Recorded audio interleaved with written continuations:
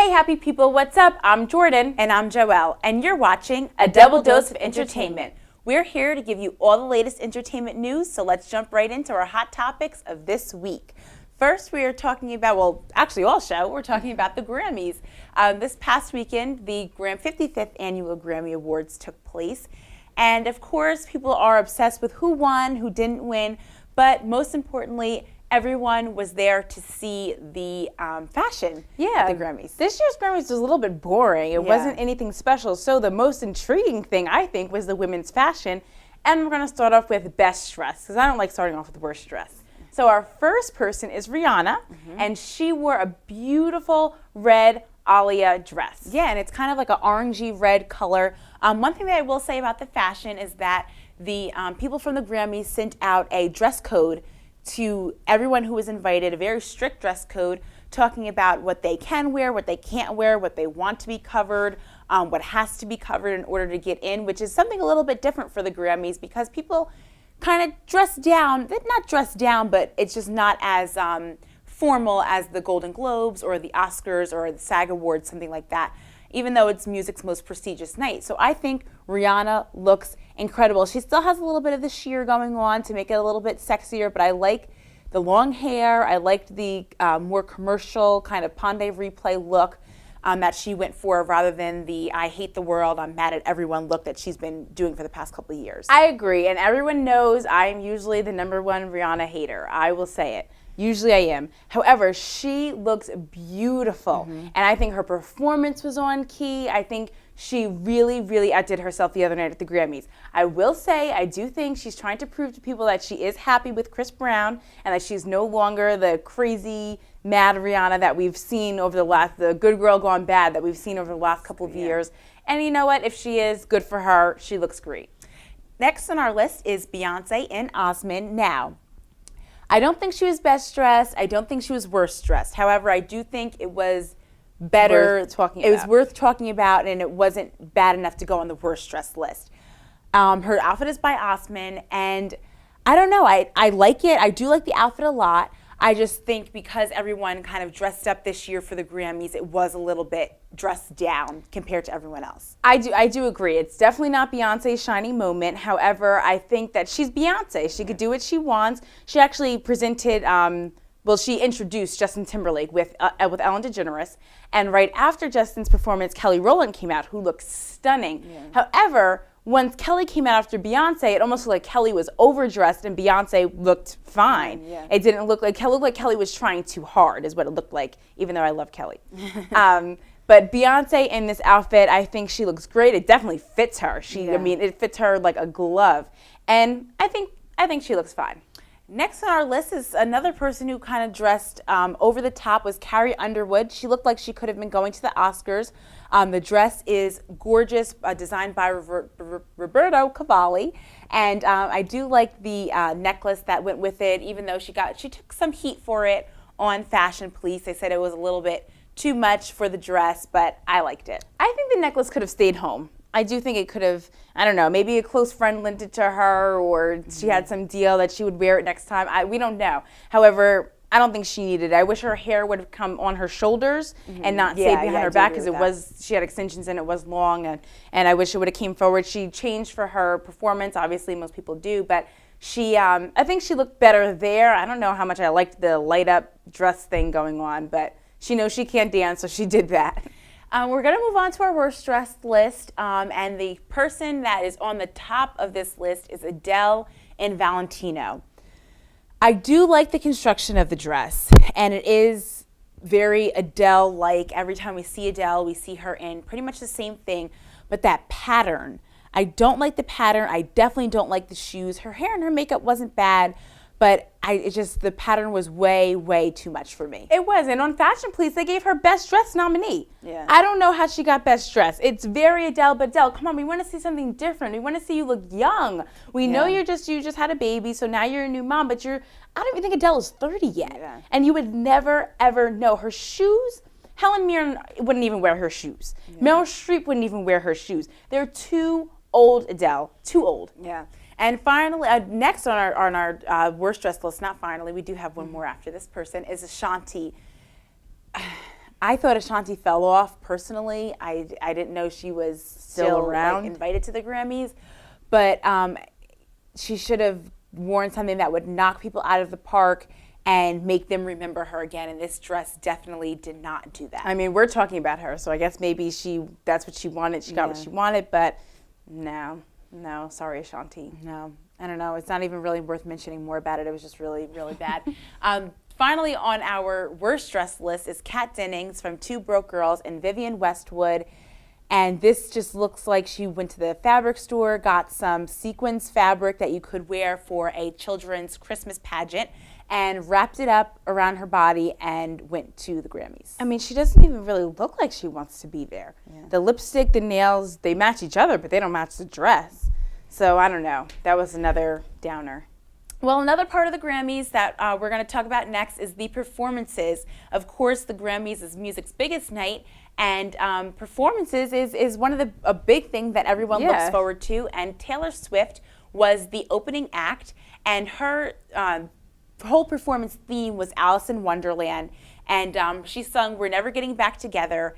And I don't know, I just didn't really think it was worthy of opening. I don't know how she got the title of opening act. Like, I don't know where that came from. My guess is that they thought Beyonce would be too tired after the Super Bowl, because I just don't know where she got invited to do that. I mean, LL Cool J could have rapped and did something in the beginning, not Taylor Swift. And the whole thing was Alice in Wonderland themed, like we said, and it was very, very busy. And she just kind of paced back and forth on the stage, and because everything else around her was so over the top, she was just very, very boring. She did supposedly give a little bit of a dig to her ex-boyfriend Harry Styles, 19-year-old member of One Direction. At one point in the song, it was like a mock phone conversation, as if she was talking to an ex-boyfriend. And the part that she was talking like the boy, she did it in an English accent, and she said, well, I'm like too busy because I'm opening the Grammys, so we're never getting back together like ever. Yeah. And the next performance we're going to talk about is Alicia Keys and Maroon 5. Mm-hmm. Now, both of them incredible. We all know they can kill a performance, and they did. It was a performance of Daylight and Girl on Fire. They each kind of sung parts of each other's songs. They did their own songs. It was great. Great combination. We've seen them together before. They worked together on Wild Horses on one of Alicia's albums. And I was a little bit disappointed that she sung Girl on Fire again. Mm-hmm. Alicia, we know it's your song. Everybody loves it. It's a good song. It's a hit. We get it. Move on. The rest of her album is incredible. She should have sung Brand New Me, and Maroon 5 could have kept Daylight, and I think Adam Levine would have killed Brand New Me, and Alicia would have done so also. That's my opinion. Well, finally, we do have a little bit of a happier note on the performances. It seems like we weren't too pleased with the Grammys performances, but Justin Timberlake was back at the Grammys for the first time in 4 years, and he performed Suit and Tie featuring Jay-Z, and Jay-Z did actually perform with him. And he also sang a new song from his album that's coming out in March, Push Your Love Girl, which I thought was good. His performance went on a little bit long, but both of the songs were very, very good. His performance was highly, highly anticipated. Like we said, it's his first time in 4 years at the Grammys. And the last time he performed was kind of an impromptu performance. He performed with Al Green in 2009 as a fill-in for Chris Brown and Rihanna's performance that was supposed to take place. But Chris Brown had other plans for Rihanna, let's just say that. And the winners of the Grammys, you can't talk about the Grammys without talking about the winners. Best Urban Contemporary Album went to Channel Orange by Frank Ocean, a very, very deserving award. Everybody knows what went down between Frank Ocean and Chris Brown. Frank Ocean, you took it gracefully, and I am so happy that you took it. Yeah. First song of the year was We Are Young by Fun featuring Janelle Monáe. This is a very stereotypical Grammy song of the year. All the songs of the year sound the same. Somebody That I Used to Know, or Use Somebody by Kings of Leon. Viva La Vida by Coldplay. Yeah, all of them sound pretty much the same, but I thought it was predictable, but congratulations. And Album of the Year went to Mumford & Sons, which is a very deserving band. Yeah, well, we're going to move into our list for this week. We haven't given you guys a list in a couple of weeks. Yeah. And Valentine's Day is this week, and we're very excited for that. And we have a list of celebrity Valentine's Day gifts, kind of ridiculous celebrity gifts. We all know that celebrity couples can give each other pretty much whatever they want. But first on our list is Courtney Cox. And before her recent split with her husband, David Arquette, She gave him an antique carousel horse, and the estimated cost of an antique can range between $3,500 to $45,000. So she put out a lot of money for that. Yeah, next on our list is Jay-Z. Of course, him and Beyonce are married, and they just do outlandish gifts. I mean, I don't even know how they think of these things. But Jay-Z purchased for Beyonce a platinum-covered mobile phone, which estimated cost was $24,000 for a cell phone. Mm-hmm. Next on our list is George Clooney, and this was back in 2008, and it did seem kind of like a fling between George Clooney and his former girlfriend, Sarah Larson. But he spent $40,000 on a hotel suite at the Hugh Hefner Sky Village in Las Vegas's Playboy Tower at the Palms Casino Resort. And not only that, but the two of them did have dinner at the exclusive Nove restaurant while watching Cirque du Soleil tribute to the Beatles at the Mirage Hotel and Casino. So he did it all in one night and spent $40,000 on Valentine's Day. The next one just blows my mind. Angelina Jolie and Brad Pitt, not married yet, but they've been together for a while. Angelina Jolie wanted to give him a symbol of peace and longevity, so he bought him a 200-year-old olive tree, which cost over $19,000 for Valentine's Day. A tree, almost $20,000. That's crazy. Yeah, and it was planted at their chateau in France. And like you said, it's a symbol of peace and longevity. I don't know. Longevity to me would be put it in a bank account, invest it, and we'll spend it later. Next on our list is David Beckham, and he bought his wife, Victoria Beckham, an $8 million Bulgari necklace and also flew in chefs from her favorite restaurant in London to Spain, where they were spending Valentine's Day to prepare dinner. I guess the Spanish chefs weren't good enough for her. Justin Bieber, we all know him and Selena Gomez were together for a little while. They're not together anymore. But when they were, for Valentine's Day, he wanted her to have flowers. Any man would want his woman to have flowers, so I guess that's what he wanted. However, he got her $2,000 worth of flowers. He bought at a florist of roses, tulips, and daisies, and they all together cost $2,000. That is a nice bouquet. Yeah, Katy Perry, who was married to Russell Brand for a little while, but she filed for divorce in 2012, but they did celebrate a very big Valentine's Day. She bought him a lilac-colored Bentley Brooklyns, and this was back in 2009, so she bought him the 2009 model, and it was very, very expensive, nearly $341,000 to be exact. And last on our list of crazy Valentine's gifts goes to Mike Tyson, who bought his ex-wife, Robin Givens, a $2 million bathtub. Yeah. A $2 million bathtub. What are you going to do with that? But hey, that's what he bought her. And now we're moving on to some of our obsessions. We haven't given you obsessions in a couple of weeks. Yeah. We're throwing it back a little bit this week on a Double Dose of Entertainment. And for as part of our reality things that we've been giving you every week, we are going to let you know what we've been obsessed with for the past couple of weeks. My obsessions for the past couple of weeks is the Braxtons. I don't know how many of you have seen Braxton Family Values, but I am obsessed. When it comes on, we don't have TiVo here at school, so I can't TiVo it. Mm-hmm. When it comes on at home, I started watching it, and now I watch it on Netflix, the reruns, and I think I've seen every episode about like 3 times. But I just keep watching them. Tamar Braxton, I love you. And Trina is my favorite. So if you get a chance, watch Braxton Family Values, even if you don't know who the Braxtons are, because when we went to Atlanta, I mentioned it, and some people didn't know who they were. Blows my mind, but they didn't. And they're just a really, really exciting, crazy family to watch get along.